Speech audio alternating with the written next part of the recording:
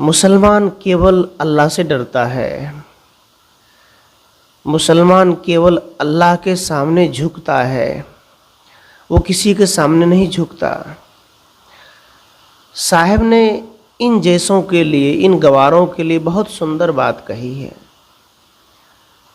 कहा, कंकड़ पत्थर जोड़ के मस्जिद लियो बनाए, ता चढ़ी मुल्ला बांग दे बहरा हुए खुदाए। कबीर साहब कहते हैं, जिसको तुम आवाज दे रहे हो क्या वो सुनता है? क्या वो तुम्हारी फरियाद को सुनेगा, तुम्हारी दुख को सुनेगा? जरा पूछो अपने अल्लाह से। मुसलमान का ये वाक्य प्रसिद्ध है, मैं कहीं झुकता नहीं, मैं कहीं डरता नहीं, मैं तो केवल अल्लाह से डरता हूं, अल्लाह के सामने ही झुकता हूं। सज्जनों, कबीर साहब एक ऐसे विचारधारा के संत हुए हैं जो सबकी कल्याण चाहता है, सबकी भलाई चाहता है। साहब कहते हैं, जो माँ के सामने नहीं झुकता, पिता के सामने नहीं झुकता, अपने भाई के सामने नहीं झुकता। आप देखते होंगे मुसलमानों में इतने हत्याएं हो रही है, तलवारें चलाते हैं, अपने ही भाई को मार मार कर जेल में डालकर राजगद्दी पर बैठते हैं, सिंहासन पर बैठते हैं। तो किसके सामने नहीं झुकोगे? इस दुनिया में अल्लाह नाम की कोई चीज है ही नहीं, और इस दुनिया में ईश्वर भगवान नाम की चीज भी नहीं है। तो झुकोगे कहाँ? इंसान के सामने नहीं झुकोगे तो कौन सी भगवान या अल्लाह के सामने तुम झुकोगे? सज्जनों, साहब कहते हैं, तूने कंकड़ पत्थर को जोड़ा, मस्जिद बनाई, बात तो वही है। हम हिंदू भी बना लें या फिर मुसलमान भी बना लें, इधर मंदिर बन जाती है, उस पर त्रिशूल टांग देते हैं, उधर गुंबज बना देते हैं, है ना?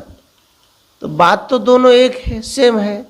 तो साहब कहते हैं, उस पे चढ़ के तुम अजान देते हो, बिस्मिल्लाह बोलते हो।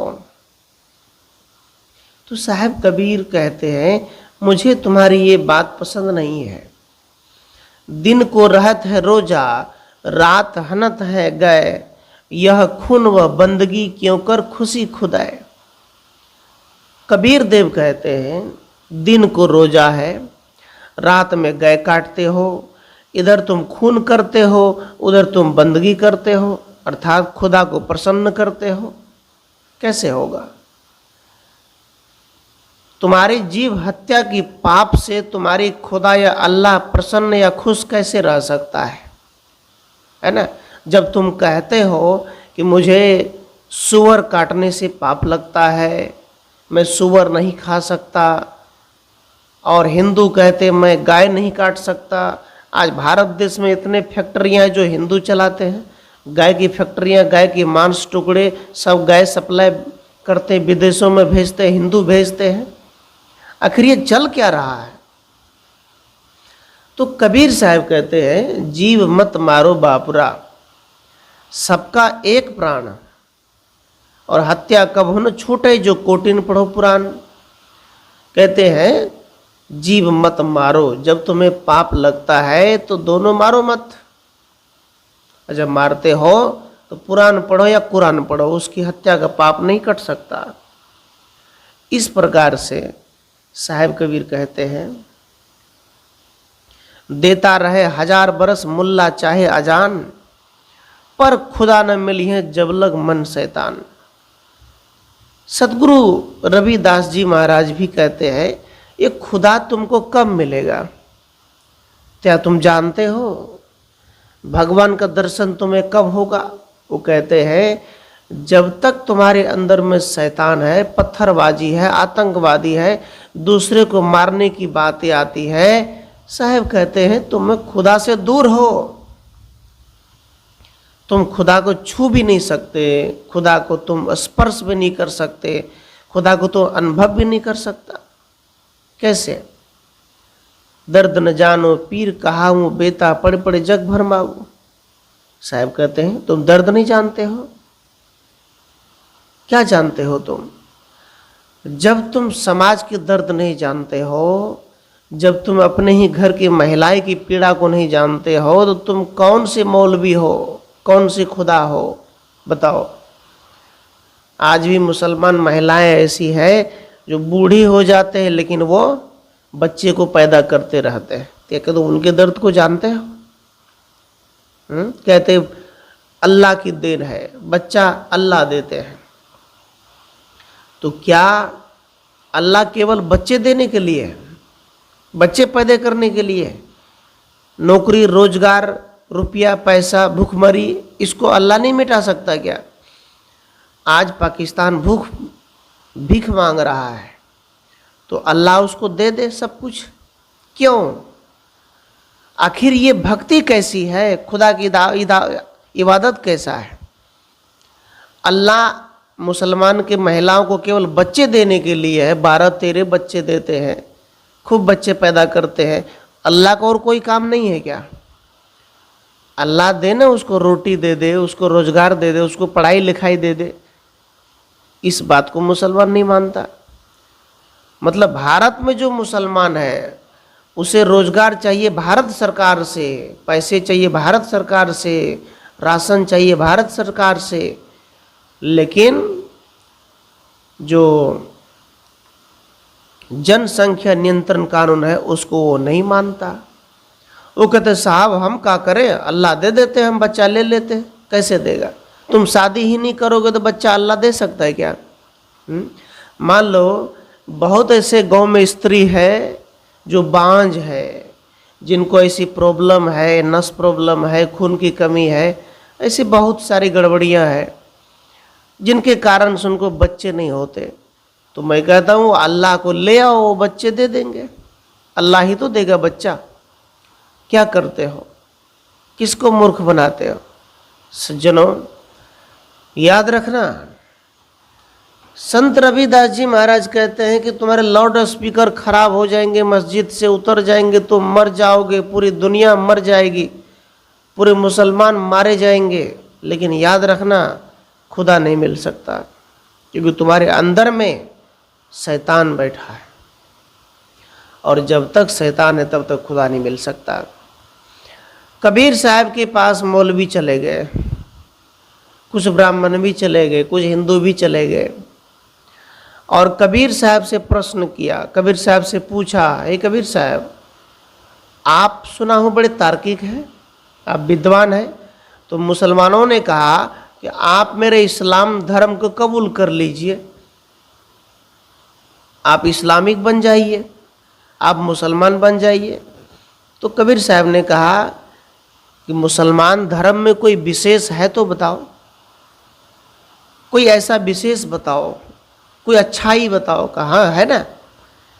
मौलवी ने कहा, पादरी ने कहा, इस्लाम धर्म में जो ग्रंथ है ना कुरान, वो आकाशीय किताब है, खुदा ने लिख कर भेजा है, आकाश मार्ग से आया है।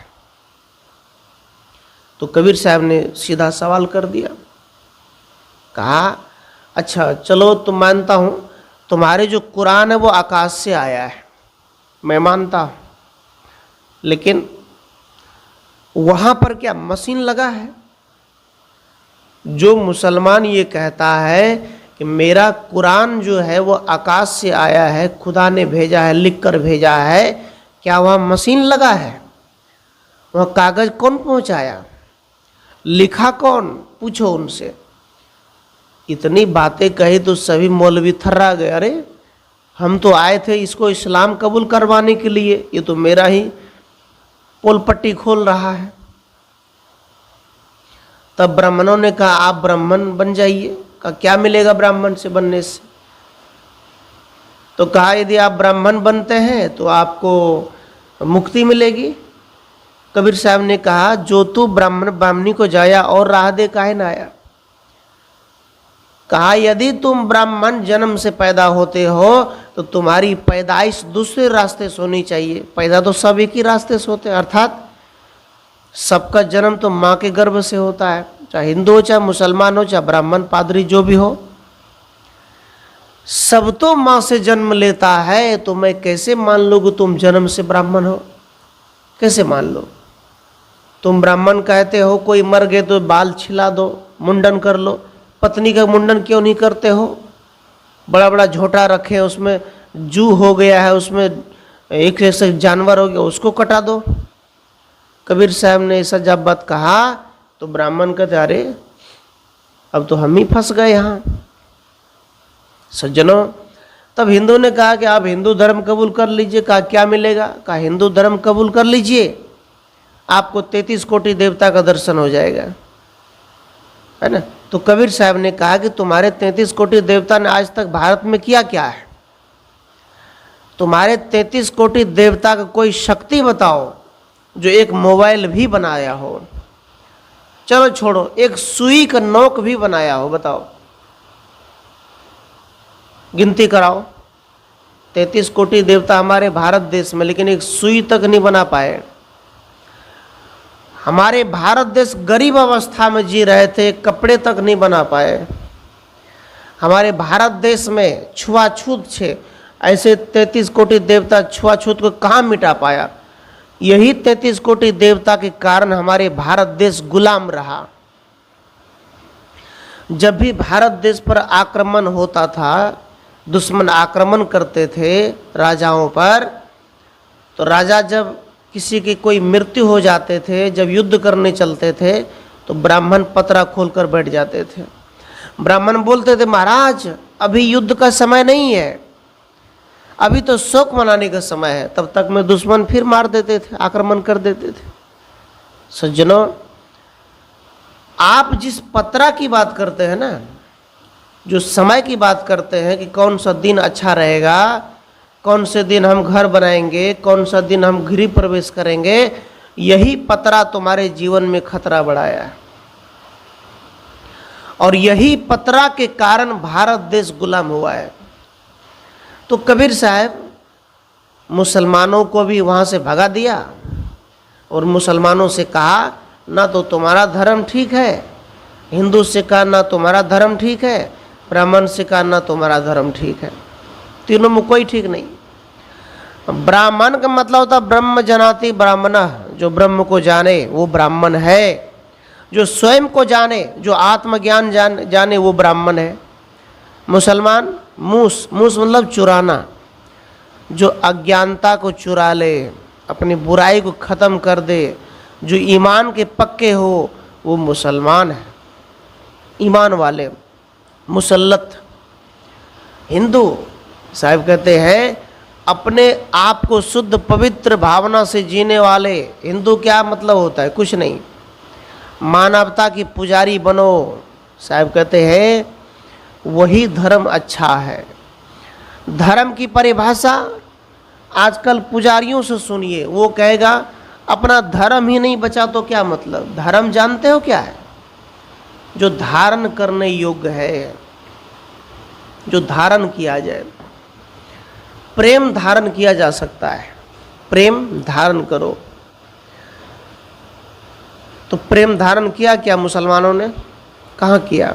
इंसान से नफरत और खुदा से प्रेम। ये कैसा प्रेम है? 5-5 औरत से शादी करो, बूढ़े हो गए लेकिन उनकी शादी कब होती है? 16 साल की लड़कियों से। क्या यही सिखाया तुमको खुदा ने?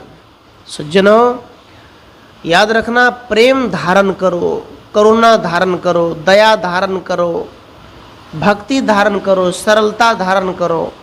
जो धारण करने चीज है वो धारण किया जा सकता है।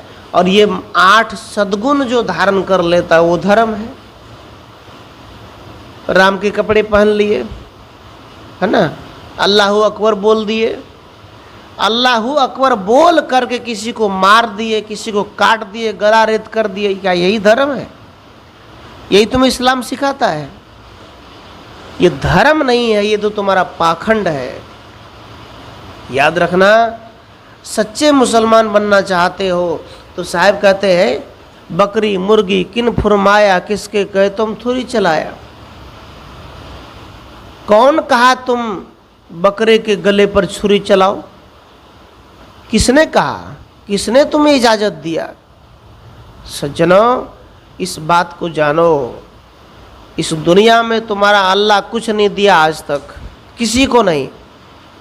वक्फ बोर्ड पर जितने कानून बने सब हथिया कर बैठे हैं, तुम्हारे अल्लाह ने क्या किया? इसलिए मुसलमान होना चाहते हो, ये कट्टरवादी मार काट ये सब छोड़ो और एक नैतिक सामाजिक प्रेम के साथ चलो। तुम ये कहते हो मेरा अल्लाह बड़ा है, तो इसका मतलब कबीर साहब छोटे हैं? कबीर का अपमान हो गया, बुद्ध का अपमान हो गया, नानक देव का अपमान हो गया। आपको मेरा पिता बड़ा है, तो क्या दूसरे का पिता गलत है क्या? सबका पिता है अपने जगह पे। इसलिए सज्जनों, तुम्हारा अल्लाह बड़ा नहीं है, मनुष्य बड़ा है, तू बड़ा है। तू ना होता तो मस्जिद न बनता, तूने बनाया है, तू बड़ा है। भगवान बड़ा नहीं है, ईश्वर बड़ा नहीं है, ईश्वर को मानने वाले बड़ा है। मान लो कोई कहता शिव बड़ा है, तो बड़ा कौन कहा? तुमने कहा है ना? तो तुम बड़े होवे कि शिव बड़े होवे? इसलिए सज्जनों, इस बात को समझो, इस बात को जानो, इस बात को बूझो, तब हम धर्म को समझ पाएंगे।